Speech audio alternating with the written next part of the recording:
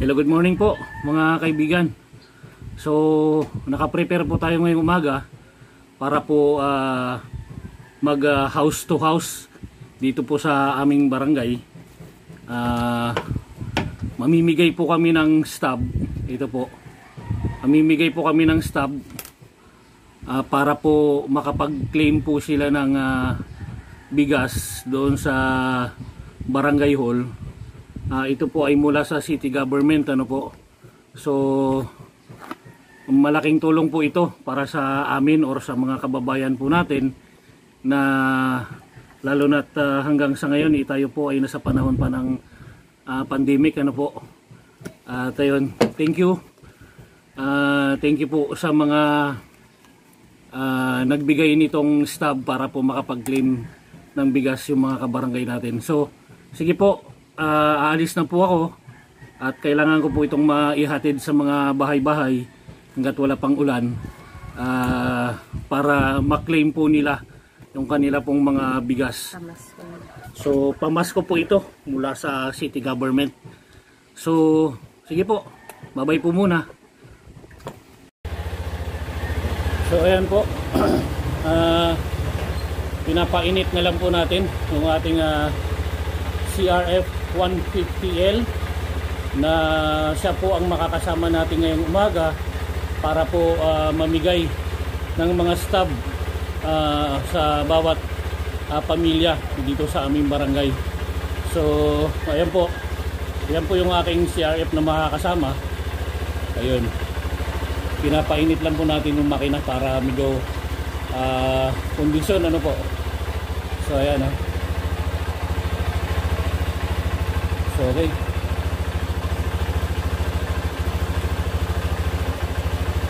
go na, let's go.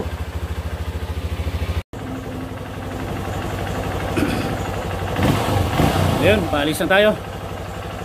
Lalabas na tayo ng ating gate. So, okay.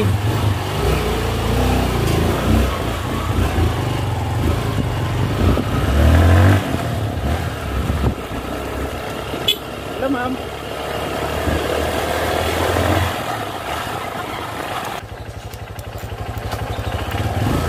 Ayan, dito tayo papasok sa mga Ramirez compound.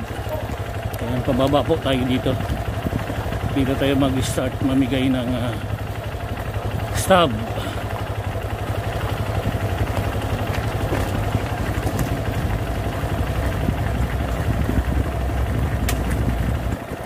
Ayan, dito na tayo. Medyo malubak, no?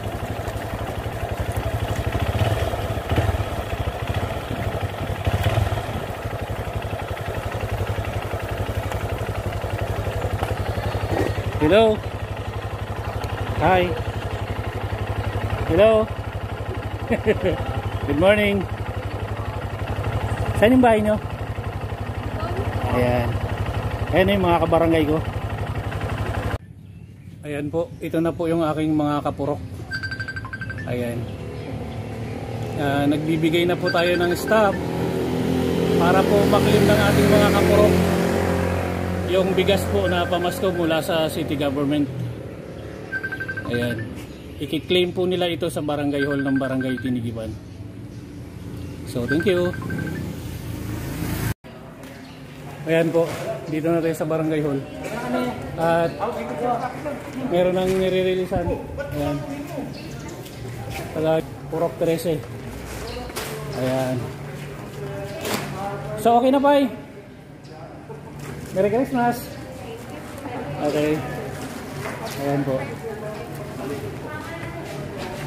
Okay, bye-bye. Ayan na po, mga taga Purok 13. Siyempre yung barangay staff natin nandyan. Mga masisipag na barangay staff natin. Okay. Ayan. Marami pang di nakakakuha. Ito, marami pang bigas.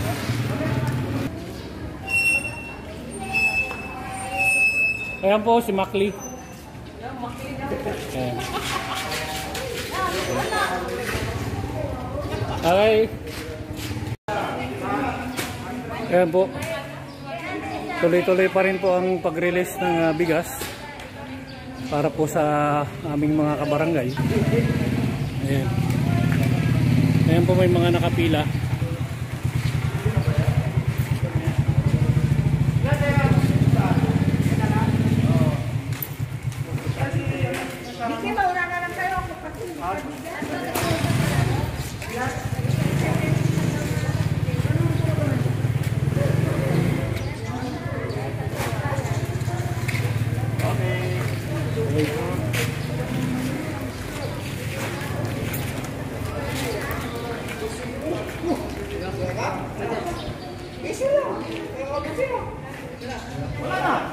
Ayan po si Kap, yung nakapula.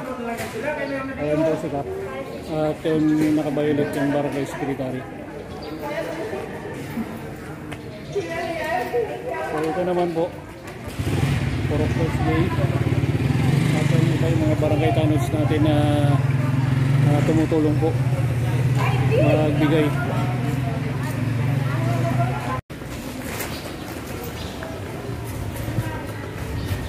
Ayan, tuloy-tuloy pa rin po ang kuha ng ating mga kabarangay.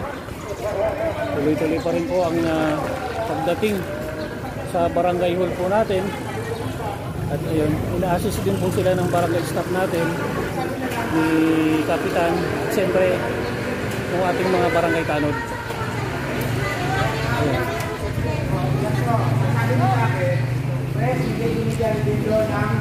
So ayan.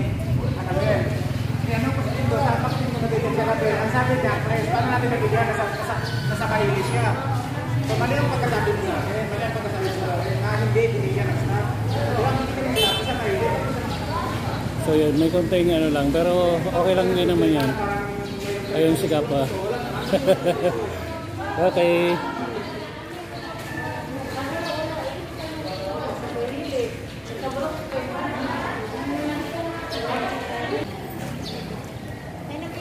So, ang iba ayun sa scooter. Doon na lang sinasakay sa scooter. Ma'am, ako wala. Nakatira ako kay Valdez. Ayan po, nagmimirinda muna po yung mga kasama natin. Nagmimirinda muna po yung mga kasama. Ayan, mga nagdi-distribute ng bigas.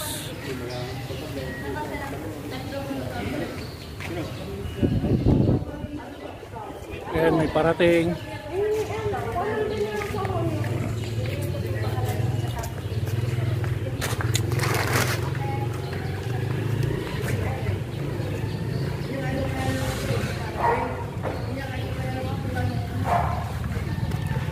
Si Bres J.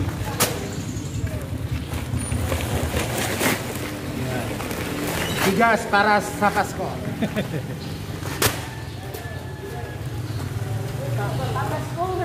Pamaskong handog.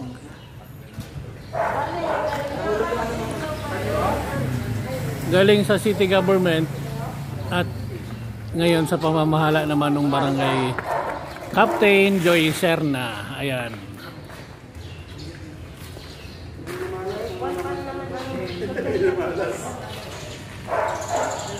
Malas nga naman. Mali-mali pa yung book ng pangalan. Yung pera lang, wala pa.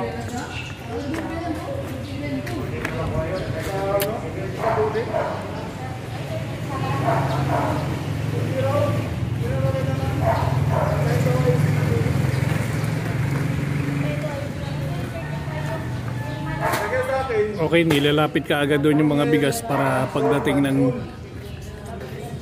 mga kukuhang may dalang stab, madali nang ibigay sa kanila. Ayan po, kakauwi lang po natin mga kaibigan. Galing po tayong barangay hall. Kasama po natin yung ating CRF 150L. Ayun, kaninang umaga, nag-distribute po tayo ng mga stab para po sa tagsa 10 kilong bigas bawat pamilya po dito sa aming mga kabarangay. So, ang bigas po na pinamimigay ay mula po sa city government. At binigay po sa barangay, doon sa aming barangay captain, kay Kapitan Joy Serna, para po ipamigay sa mga kabarangay. So, hanggang sa kasalukuyan po, andun po, naiwan sila barangay staff. So, mga barangay tanods para po i-release yung mga bigas doon sa mga pumupuntang kabarangay namin na may mga dalang stub. So dito na po ako sa bahay ngayon. Natapos na po natin yung ating assignment. Ayun, at manananghalian muna po siguro ako. Bagamat nakamerienda na rin po, pero iba talaga na iba yung kanin. So sige po, thank you, ingat po kayo palagi. Merry Christmas and Advance Happy New Year po sa lahat.